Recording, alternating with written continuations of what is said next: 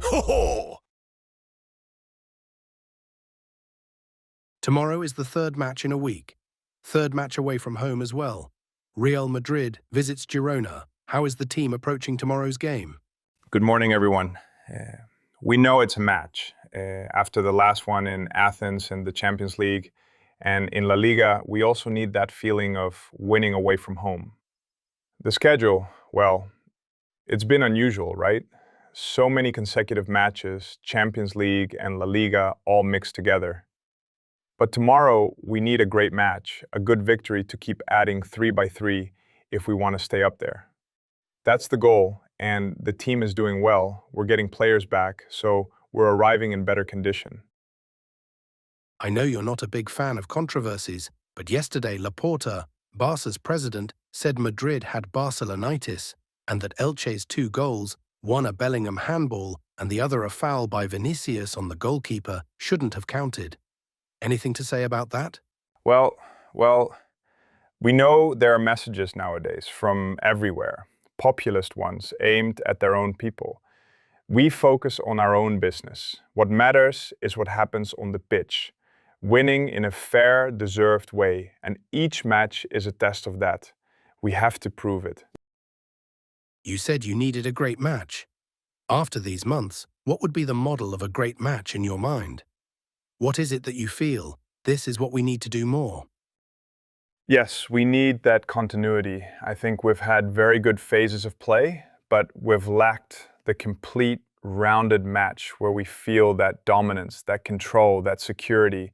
Conviction, yes, but also that consistency throughout the game. Especially in the defensive phase, we've been improving. I'm not too happy with some things that we can improve, especially the goals we've conceded recently, but we'll do better for sure. And with the ball, I also think we're in a phase of improvement in our build-up play, and that's the path forward. I wanted to ask you about the pressing, which surprised us in a good way during the World Cup in the US and at the start of the season, but it seems the team has lost a bit of that in recent matches. Is it because the team might not be as strong physically right now, or do you prefer the team to sit a bit deeper?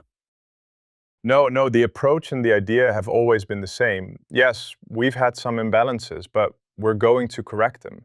We still want to be aggressive, to remain protagonists, to be intense when recovering the ball earlier, but all of that from proper organization. When the organization slips a bit, everything becomes a bit harder. Those are the 2 key things: organization and intensity, and the conviction in how to do it. I wanted to ask about the defenders who might return. You said you've had problems in defense and many injuries. That would be Rudiger and Militao. And also, how is Asensio doing, and could he be available tomorrow? Yes, we're getting Rudiger and Militao back. They're both in the squad list. Asensio will wait until tomorrow, but hopefully he can also make the squad. Dean, not yet, but we hope he can join later on. I'd like to ask you about Bellingham. We've asked you several times and you've always explained what you want from him, appearing more in certain plays, creating more.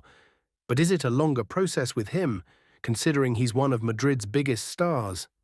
Is it taking a little more time for you both to find his ideal role? No, not at all. I have very good communication with Jude, very good relationship. He's a top world-class player, but he has that desire to improve, to learn, to become more efficient with the huge potential he has. I like players who have that curiosity and initiative to ask what we can do better. And he fits into different roles, different heights on the pitch, because he's very complete. And he also needs to understand, and we need to understand, what's happening around him. Not just him alone, but what's around him on the pitch. We know Franco Mastantuono is back. How do you see him in the recovery process from such a complex injury? He's better now. The groin pain or pubalgia goes through its phases, but he's been able to train almost 10 days without discomfort. Until then, he was a bit, well, dealing with what pubalgia brings. You're there, but not really there, and he was struggling on the pitch. That's why we decided to stop before things got worse and he continued feeling bad. And now he's training without discomfort, without pain. He's one of the group again, and he has to rejoin the team's dynamic. I'd like to ask you about Alexander-Arnold. The other day was very positive. He made great passes, contributed to the build-up. Is he close to becoming the Alexander-Arnold Madrid, and you are expecting? I think we're still going to see an even better trend. Without a doubt, it's very positive that after his injury, he was able to play 90 minutes against Elche and 90 against Olympiacos. We need him. It's his first year, just a few months, so it's normal that he's still adapting. But as you said, I think he feels comfortable with how he's starting to feel. He's very demanding. He has played at a top level. And we want to see that from him, and we have to accompany him and help him through such a big change in his career. But it's very good news, especially that he himself feels it. I want to ask you about another fullback, Mendy. How do you assess his debut in Greece? Did he leave you with a good feeling regarding competition at left-back? Very good. He left me with a very good feeling because until the other day, it was the first match since we arrived that Furlong had played. I'd watched him a lot and knew his qualities, but after a long injury, you never know 100% in what condition a player will compete. And he competed very well.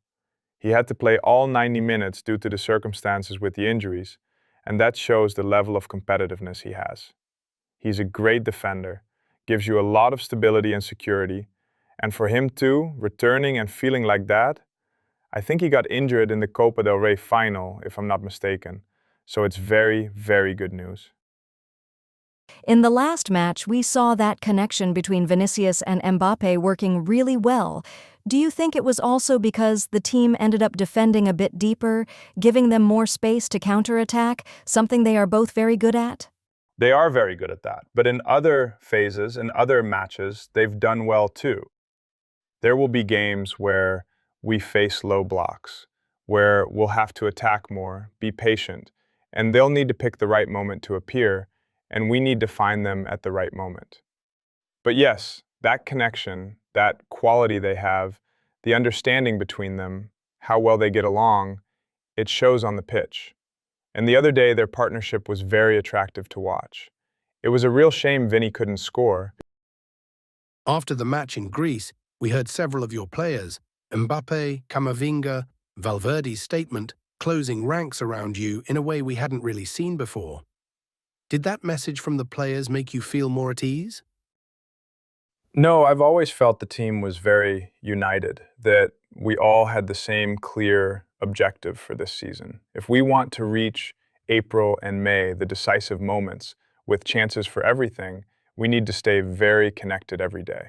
The connection is very good. In good moments, we're together. In not so good moments, also together. These things happen in football, in every team. And we have that good communication, that good connection day to day to keep everything strong. Despite whatever things are said outside or whatever they want, we're very solid on the inside.